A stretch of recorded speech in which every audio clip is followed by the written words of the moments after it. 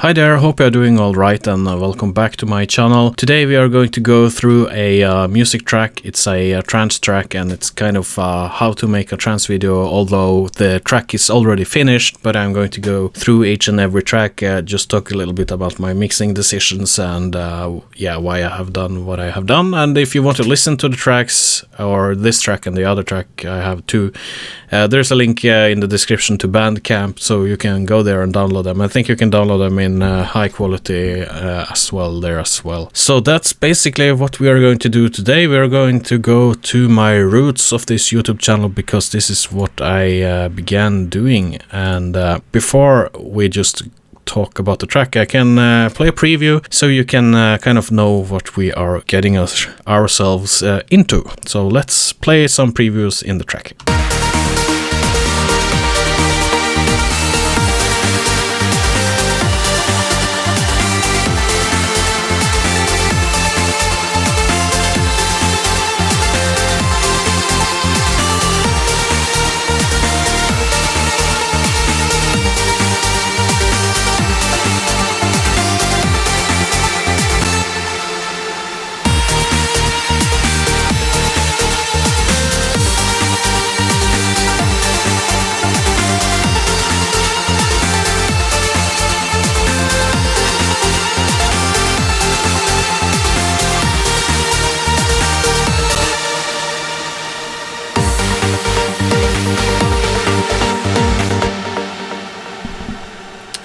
Yeah, I think that's enough. That's how the track sounds like, and if you want to kind of know why I have done things there and how I have done it, stick through this video. So we are going to just go through each and every track here and take a look. The way I build up my track is kind of think about how you're building a house. I'm starting with the kick, starting with the clap, percussion, loops, shakers, effects such as uplifters, effects, then I go to bass, then I go to leads, melodies, synths, things like that. So the top is kick, and then I just build the layers down below. Everything that's related to percussion is colored red. That's how I color code it. White is always external instruments. This is my Moog, only external instrument. I'm thinking about getting another one, but we'll see what we can do. I always want to try to use good samples when I create some of my tracks, because also some of these tracks are going to go to music libraries, and I want the customers that buy these tracks and use them in their productions to have as good quality sound as possible. So I actually buy some sample packs. I have been buying sample packs from Freshly Squeezed Samples. This is no ad, by the way, it's just I like them. And I have bought Dave Parkinson's Progressive Essentials, and then I have also bought Dave Parkinson Trance Essentials, and I think these sample packs have a lot of kicks and snares and drums and claps and everything you need to kind of make a trance track. If you just buy these sample packs, you have everything you need. So the kick sample here is from one of the Dave Parkinson Progressive Essentials pack. I have taken the kick and imported it into the sampler in Ableton Live, and I have added a compressor from FabFilter on it. So the kick sounds like this.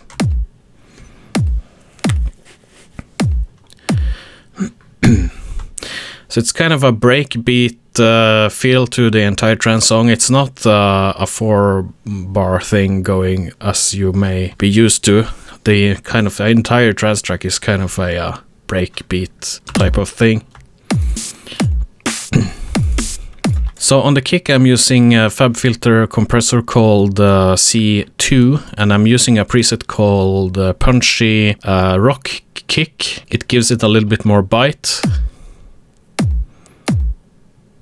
So if I turn it off now, turn it on, you can hear, I'm not sure if you hear it, you may have to use headphones or something, but it gives the kick a little bit more bite, and it just sounds, I think it sounds good. Then we have another snare track. Again, it's a snare sample using a sampler in Ableton Live. I'm just playing it with the kick. Nothing special, just dry. Then we have claps, again, samples from Dave Parkinson's Essentials. I'm not sure if it was progressive or trance.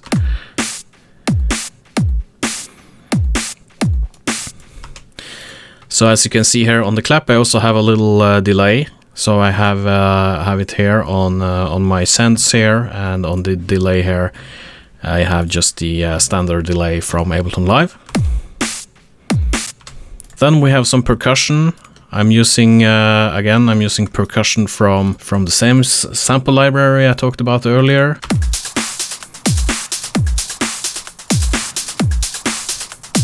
There we kind of have the basic beat of the track, and then we of course have the uplifters, white effects, things like that.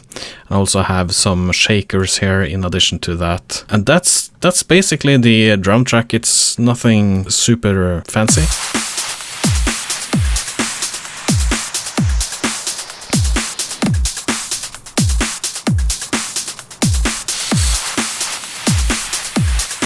As you can see here, the clap and snare is playing at the same time, so I have panned them accordingly, so we get some more stereo image here. So that's basically the drum track. Now we can take a look at the bass. The bass is being played by, it's very simple here as well. I wanted this track to be a little bit simpler than I usually do. So as I said earlier here, my white tracks, they are played by external synthesizers. So all my external synthesizers are white. So you can see the two tracks here, I have muted them. That's because I have my Moog connected here with the external instrument plugin. But I have recorded the Moog to my...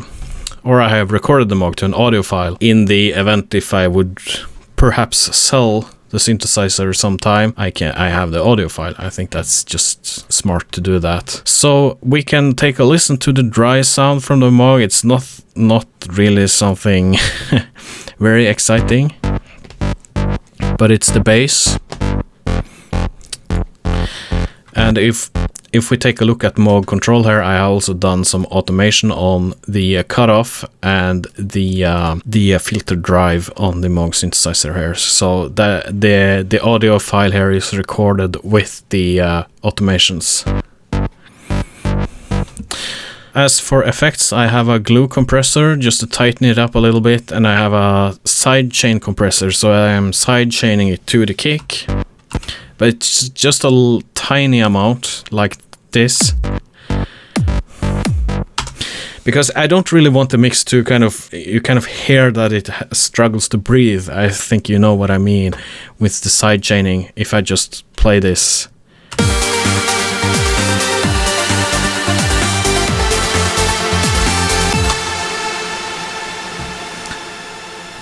I still think you can hear that the mix is breathing and you don't have this heavy sidechain pumping. I didn't want that in this particular track, but in other tracks that's perfectly fine if that's what you want. But I still think it's, if you have just a little bit of sidechaining, kind of almost don't hear it. It will, if you add this kind of sidechain on the bass here, on the next bass here, on the leads, and things like that, everything adds up, and the end result is going to actually sound really good. But it's very important to not overdo it, in my opinion. So it's just a learning experience. I also have this little trick here I got from a guy from YouTube. It's just taking 3 or 4 EQ3 plugins. They are included in Ableton Live. You just drag them in here, and you get it changes the bass sound to get a little bit more rubbery.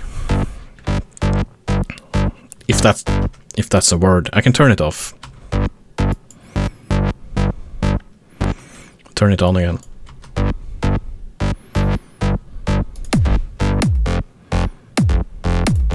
Turn it off.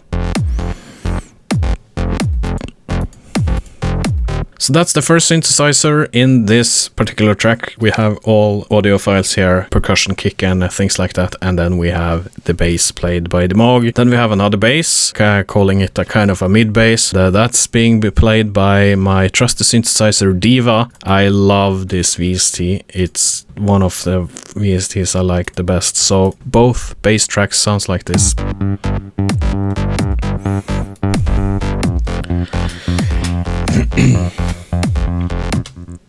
So we have a little delay going on there, and we have a compressor, sidechain compressor, as I explained earlier here, and we also have no, that was okay. Sorry, that was the Moog track. Yeah, we have a saturator, increasing the low end a little bit, a compressor, and we also have a sidechain compressor here as well.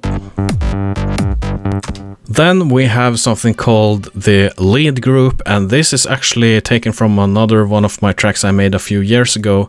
It's actually some arpeggiated synthesizers, so they are playing chords here, and I have a layer of 3. And so we have a group here with 3 Serum synthesizers, and the first Serum synthesizer is using a included preset called Crushed Pluck. I think I did some modifications to it, but I'm not sure what I did. I'm automating a lot of the cutoff and the detune on these particular 3 synthesizers. You can see that here, that I have a filter cutoff automation here and detune automation as well. They sound like this. And of course we also have some effects like reverb, delay, and things like that. I can hear the detune coming in there, so I'm just automating it here.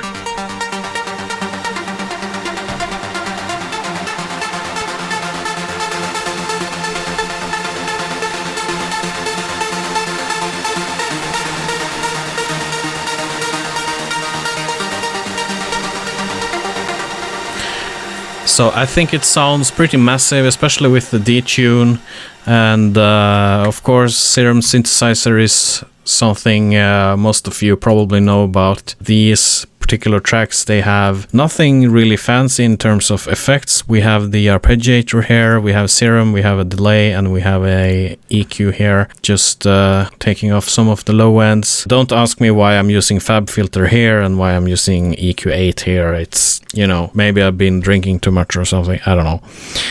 Same on the second lead track here, so it's a sample or a preset I have made myself. Sounds like this.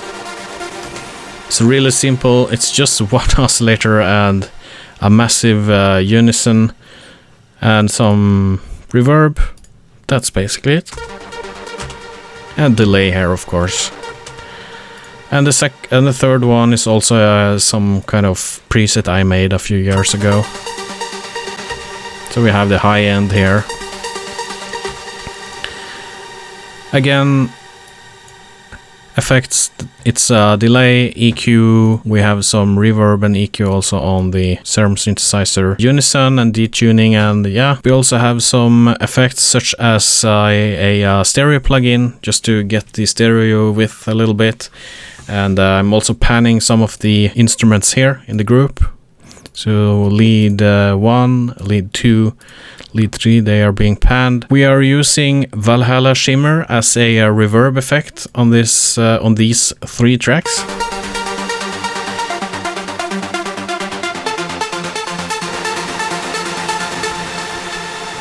I love the Valhalla Shimmer. Sidechain compressor, not doing that much sidechaining as I explained earlier. Just a little bit, just to kind of give it some compression, but not that you're going to notice it, but still it's going to give the track a little bit more punch to it, I think. Yeah, that's the lead group. I think we have talked too much about that already. So then we have synths here. They're kind of, I'm not sure if I wanted to call them plucked synthesizers or leads.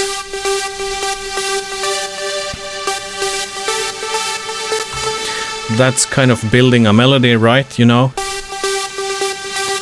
And the lead group is the background melody, so if we play the lead group and the synths there now.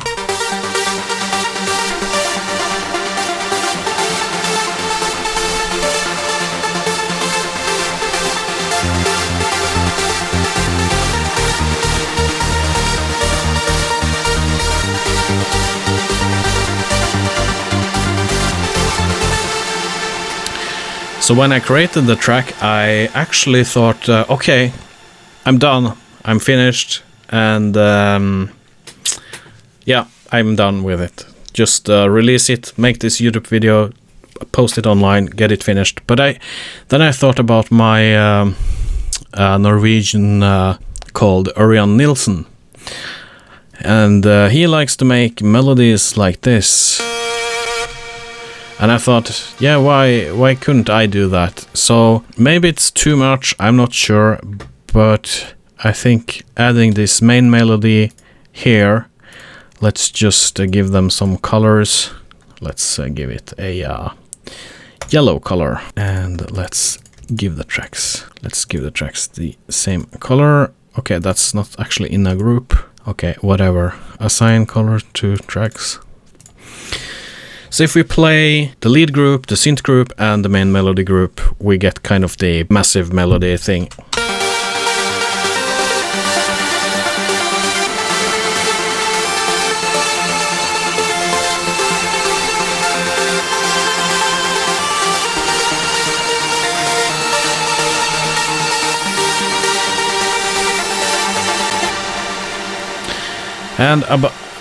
And talking about instruments, I'm not using any special instruments. I'm just using, for example, on synth 1 here, I'm using Spire.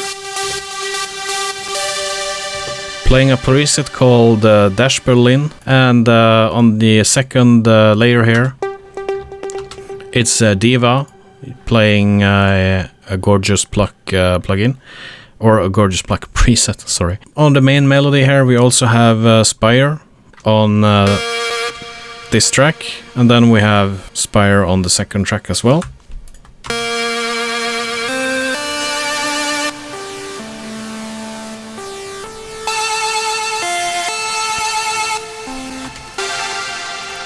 And for effects, as I have said earlier, it's not that much fancy. I have this plugin called Add Some Random, and that is going to add some random velocity on the notes, so it's not that static in terms of volume. And I think I used that on several of the tracks here, Add Some Random. It's just helpful to use that, just to try to make the track a little less static, because I'm not playing a keyboard, I'm kind of programming in the notes, and then everything is going to be 100%, and it can be sounding a little bit static, and that's why I think it's good to have plugins like this. And now we are on the end of the track. We have something called Plucked here, and that's a synthesizer I added just to the parts there where the main melody is not playing that pronounced. So it's just kind of a plucked background thing, like this.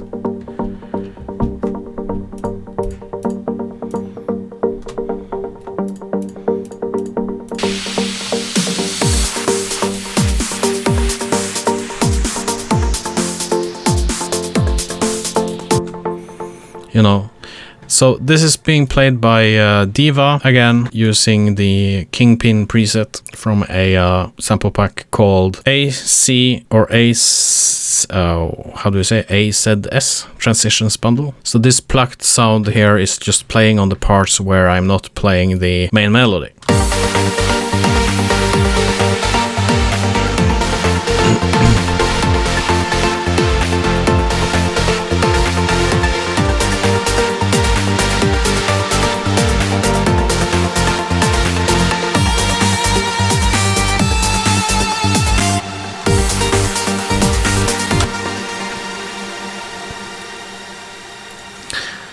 On the master section, I have very few plugins. I have a utility plugin where I am switching the mix to mono just to listen and see how it sounds in mono.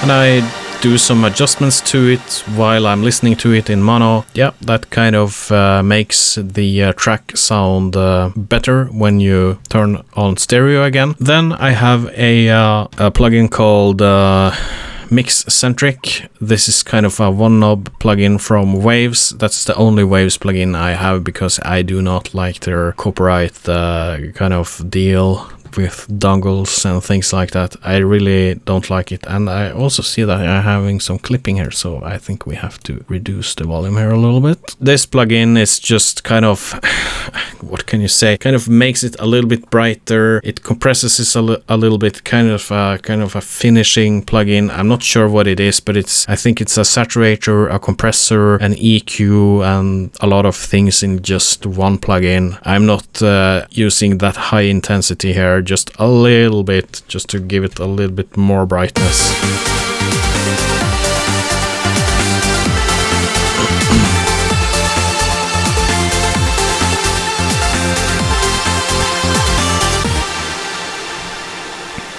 Almost don't hear it, but it's there. Then I use a multiband compressor from FabFilter. I'm just using the mastering preset here, basic 4-band punch and balance, and yeah.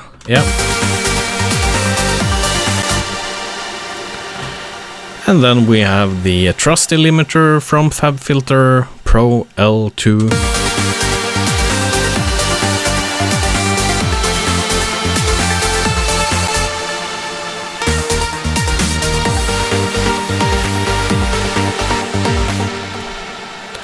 And on my Synths here, I'm using Valhalla Shimmer on one of them, and then on the other one I told you earlier, I'm using a delay plugin.